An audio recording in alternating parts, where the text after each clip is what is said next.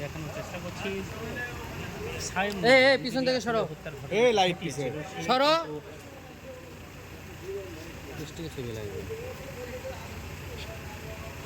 আজ দুপুর আনুমানিক 2:30 দিকে ঢাকা থেকে গ্রেপ্তার হয়েছে বগুড়া র্যাব 12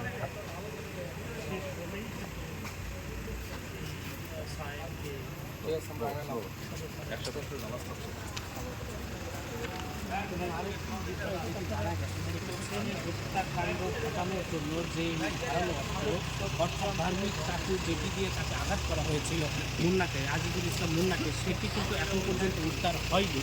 তবে এই সায়েমকে জিজ্ঞাসাবাদ করেছে এবং তার দেওয়া তথ্য মতে কিন্তু অস্ত্র উদ্ধার করা হবে বলে তারা কিন্তু জানিয়েছে।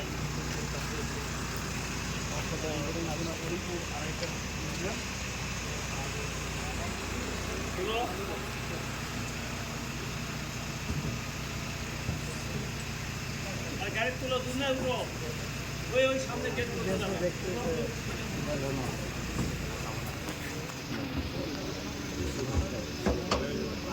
পাশে দুনা বসো তুমি একটু সামনে দা, আস্তে আস্তে সামনে দা।